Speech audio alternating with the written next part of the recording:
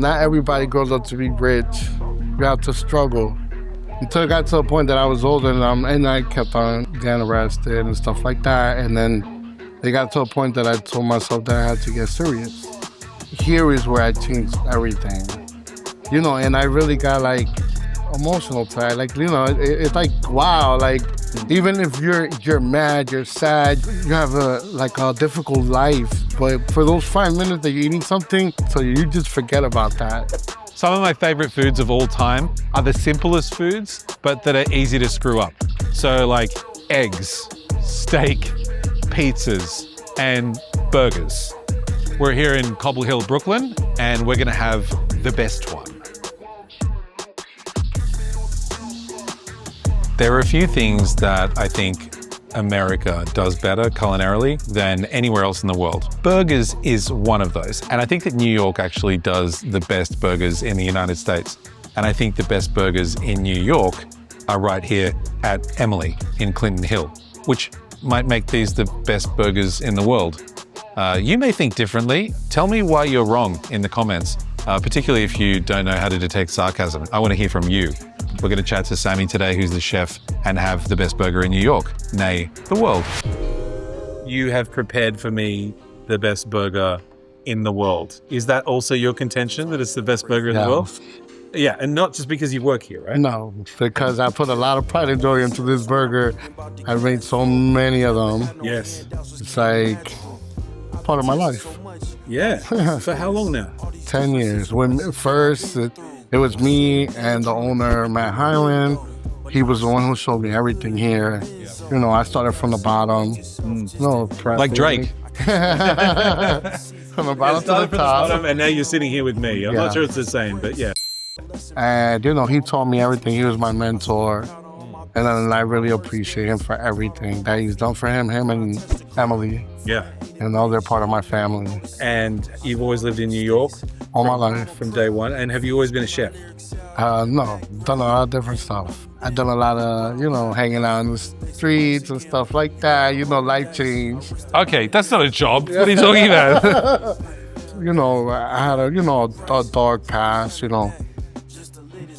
doing dumb stuff in the street, hanging out, gang members, stuff like that. And then, I started having a kid, and then, from there, started changing, started working, but I was still kind of influencing that type of lifestyle, and I would go back and forth until it got to a point that I was older, and I kept on, getting arrested and stuff like that. And then it got to a point that I told myself that I had to get serious. Here is where I changed everything. I told you, Matt was the one who showed me everything. He was very passionate about cooking. Not everybody has that, so the way he would describe things, and he would make stuff, he would break it down with stories, and I really got emotional to it. It's like, wow, I've never heard somebody be so passionate about stuff. So it got to me. So, throughout the years, and I started moving up, and I started seeing that, and now I see his point of view, I end up loving everything that I make. I put passion and love into everything. I watch people eat and how they just make faces on how, they enjoy stuff, and that's incredible. That's great. Well, how food brings everybody together. Even if you're mad, you're sad, you have a difficult life, but when you eat something, for those 5 minutes that you're eating something, it's like joy comes, so you just forget about that. Said I'm taking big shots, just stop where I'm driven, no pit stops. This hot, I ain't playing like a 6 spot. Pissed off, thought I told him this a chip shot. I ain't missing cause I'm taking big shots. Just stop where I'm driven, no pit stops. This hot, I ain't playing like a 6 spot. Pissed off, thought I told him this a chip shot. I ain't missing cause I'm taking big shots. All right, how is it? First of all, don't ask me how it is on camera. I can't accurately describe that. And I'm pretty good with words, all right? Generally speaking. Awesome. It's impossible to describe this fucking burger, okay? It's just a combination of some burgers are a little bit too dry, a little bit too wet, a little bit too sweet, a little bit too savory, too big to get in your mouth, too small, not satisfying enough. This has the balance of everything is perfect about this. I really find the idea of subjectivity and objectivity really interesting, right? In the sense that I could tell people this is the best burger in the world, and that is true from a subjective point of view. Everyone has their own opinion on this is the best burger, that's the best burger. The only difference is I'm right. And then, how often do we actually engage in that which is our favorite thing? Like if you have a favorite meal or something like that, like how often do you get to eat that meal? I don't live in this city, and so I can't get this burger all the time. But if I did, I think I would have it every day until such time as I got sick of it, to see if that would make an effect on my life.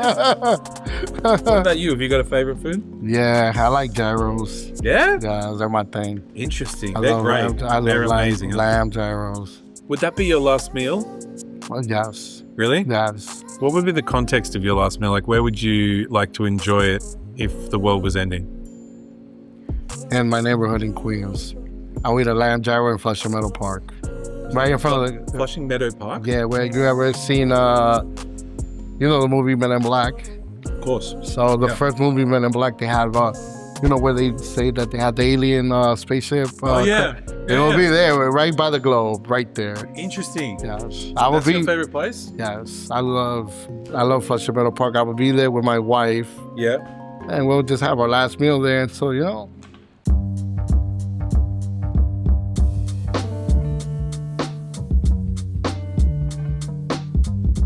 What's one aspect of your life that you hope to improve over the next 5 years? First, I want to open up one food cart. If it goes well, I'll open up a second food cart. Yeah. And from there, if both of them go very well, then I want to open up a restaurant. Yeah, okay. After I open up the restaurant, then I want to basically open up another restaurant, right? So, but I want to... This is such a detailed plan. Yeah.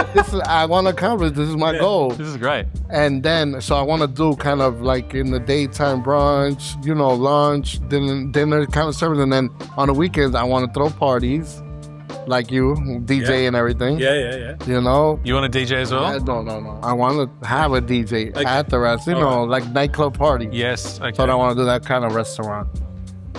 Then from there, move to Dominican Republic, right? Because that's where my wife wants to retire. Okay, yeah. And then eventually open up a restaurant there. And then by the time right now I'm 43 years old. By the time I'm 55, I just want to relax, lay back in front of the beach, and no worries, and just relax for the rest of the... I love that plan. I hope that works. Hopefully I accomplish it. And I want to come back here and do your restaurant, a video of your restaurant and your food cart. Well, thank you, Tom. That'd be great. Try to do good in life. Don't go with the bullshit. Go try to do good, succeed. Because in life you need to, you gotta have some type of goal. I've had friends, I've tried to give them advices, to leave all the bullshit behind. A lot of people don't like to make those efforts, but, I tell them in the long run, it's gonna benefit you and have a better life. I know life is hard, but you have, not everybody grows up to be rich. You have to struggle. So. But I think there's different types of rich, right? Because, you sound like a rich man to me, and I don't mean money-wise, but you seem very happy. When I met you outside, you're smiling immediately. You love talking about your kids, your wife. You're proud of what you do. I see you as a rich man in that regard. Yes, I am.